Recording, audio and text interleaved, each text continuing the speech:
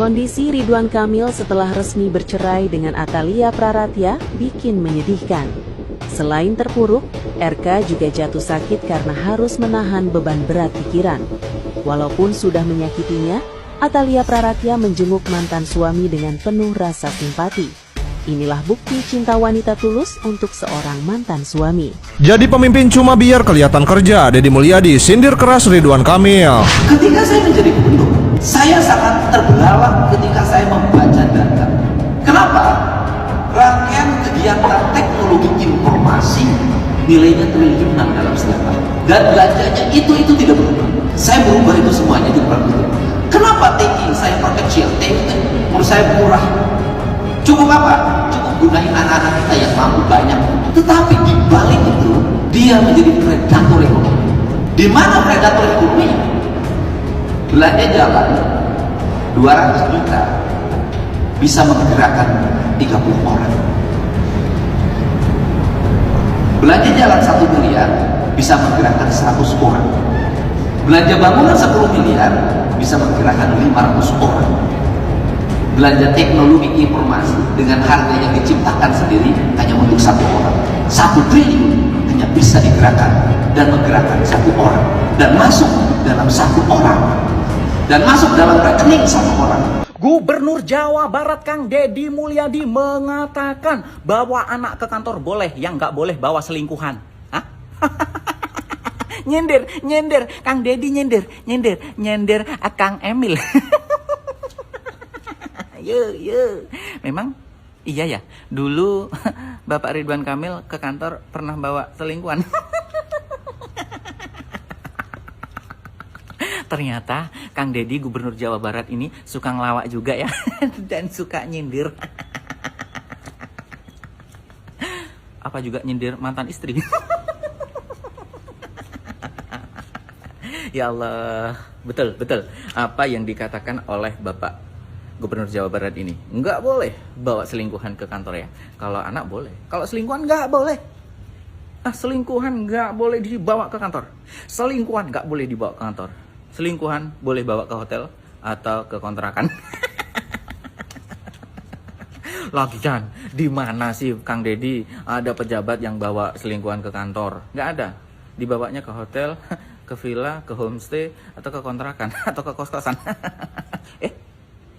Dulu Lisa Mariana itu ke kantor katanya minta itu beasiswa. Oh itu mungkin maksudnya. Oh nyindir. Kang Deddy, saya percaya Kang Deddy itu presiden, calon presiden lah. Maksudnya saya percaya Kang Deddy itu gubernur yang baik, tidak mungkin melakukan perselingkuhan seperti gubernur yang lama ya. Top Kang Deddy Mulyadi. Diduga 4 tahun yang lalu, Ridwan Kamil berselingkuh dengan Lisa Mariana. Oke, jadi belum lama ini tiba-tiba ada seorang wanita yang bernama Lisa Mariana itu mengaku pernah menjalin hubungan dengan mantan pejabat berinisial R sampai hamil. Bukti video dan bukti chat akhirnya disebar oleh Lisa ini. Terus siapa sih Lisa ini? Lisa ini dikenal sebagai model majalah. Dan katanya Lisa ini di tahun 2015 itu pernah mengikuti ajang pencarian bakat tapi gagal katanya. Selain itu Lisa juga menggeluti dunia acting. Setelah memiliki perjalanan karir sebagai model, Lisa akhirnya merambah ke dunia bisnis. Ia menjalankan usaha pakaian yang sering dia promosikan di media sosialnya dia. Terus gak lama dari situ Pak Ridwan Kamil akhirnya mengklarifikasi berita ini. Dalam postingannya beliau bilang kalau ini tidak benar dan merupakan fitnah. Tapi Ridwan Kamil mengakui bahwa dia pernah ketemu 1 kali katanya. Itu pun ngebahas tentang permohonan bantuan kuliah. Bahkan Pak Ridwan Kamil juga menyampaikan bahwa dia sudah hamil duluan pada saat ketemu. Yang tidak bisa dipahamin sama Pak Ridwan Kamil ini adalah kenapa masalah ini diangkat lagi. Jadi Pak Ridwan Kamil akan menggunakan jalur hukum untuk mewakili beliau dan permasalahan dia ini. Tapi di akhir postingan beliau menyampaikan permohonan maaf atas dosa dan kehilafan, baik yang terasa ataupun tidak terasa, karena beliau ini juga manusia biasa. Oke, menurut gua yang bikin agak membingungkan adalah akhir postingan beliau ini. Menurut gua tulisan yang ditulis di postingan ini itu menunjukkan kalau mungkin saja diduga memang ada hubungan di antara mereka. Tapi sampai sejauh mana kita tidak pernah tahu. Oke, menurut gua sih ya baiknya dilakukan tes DNA. Karena kasus ini sebenarnya sudah pernah terjadi. Kalau kita ingat, kasus ini pernah terjadi sama Denny Sumargo yang dituduh menghamili seorang wanita yang sampai sekarang tidak bisa dibuktikan bahwa benar adanya anak itu adalah anak dari Denny Sumargo. Jadi mungkin baiknya dites DNA aja supaya bisa dapat kebenarannya. Tapi menurut gue ya, tetap yang paling hebat dan paling kuat di sini adalah istrinya Pak Ridwan Kamil. Karena masalah yang mereka hadapi itu bertubi-tubi. Dari mulai mereka kehilangan putranya, terus masalah anak perempuannya, sampai masalah dugaan korupsi Pak Ridwan Kamil, sekarang muncul lagi dugaan perselingkuhan Pak Ridwan Kamil. Oke, menurut kalian gimana? Mungkin nggak anak yang 4 tahun yang lalu itu ada anak Pak Ridwan Kamil? Coba kalian tulis komen ya. Jangan lupa follow ya. Pasti udah pada lihat lah ya klarifikasinya Pak Ridwan Kamil mengenai yang lagi viral. Tapi sekarang fokus gue lebih ke perempuan jahat yang lagi menuntut keadilan. Yes, menurut gue perempuan ini jahat banget, terlepas klarifikasi dari Pak RK itu bener atau tidaknya, tapi lo adalah perebut laki orang. Dan sekarang dengan lantangnya lo meminta keadilan atas dasar lo seorang ibu yang pasang badan demi anaknya, dan secara tidak langsung lo meminta simpati dari masyarakat. Apakah lo nggak malu? Tolong ya, tolong banget untuk para stasiun TV dan juga para YouTuber, jangan ada yang ngundang si Enong-Enong ini buat masuk podcast. Jangan dikasih panggung, template-nya udah jelas, nanti datang ke podcast, nangis-nangis, dikasih tisu, aku tuh sebenarnya ini, aku tuh sebetulnya itu. Enggak, lo tetap pelakor. Ini kan lo speak up juga karena udah terlanjur belendung dan merasa ditinggalkan, takut tidak dipertanggungjawabkan. Coba aja lo nggak belendung, mungkin lo masih menikmati juga kan? So ya, intinya tidak ada yang namanya keadilan untuk pengganggu rumah tangga orang. Jangan dikasih panggung, jangan dikasih podcast, jangan tiba-tiba dijadiin BA. Kalau memang kalian adalah tim woman support woman, boleh silahkan kita support ke istri sah. Baca beritanya, apakah ini benar situasi Ridwan Kamil setelah resmi bercerai ya? Kalau nggak salah dia resmi bercerai dengan Ibu Atalia. Kita coba baca nih beritanya. Mana?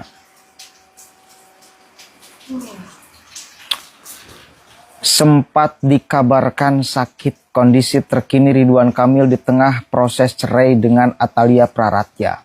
Jadi ini beritanya ya, ketika proses cerai dikabarkan sakit.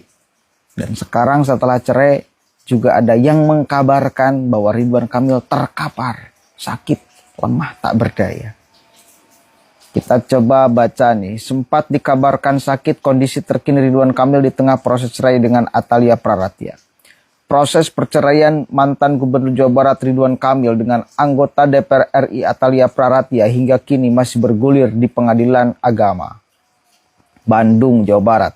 Rumah tangga yang telah dibina selama 29 tahun itu berada di ujung perpisahan setelah Atalia Praratya resmi mengajukan gugatan cerai. Di tengah proses hukum yang berjalan, kondisi terkini Ridwan Kamil atau yang akrab disapa Kang Emil diungkap oleh tim kuasa hukumnya. Pengacara Ridwan Kamil, Wenda Alwi, menyebut kliennya berada dalam kondisi baik dan tetap menjalin komunikasi intens dengan tim hukum. Oh, dulu katanya ketika dikabarkan sakit, dibantah oleh kuasa hukumnya. Enggak, klien kami masih baik-baik saja.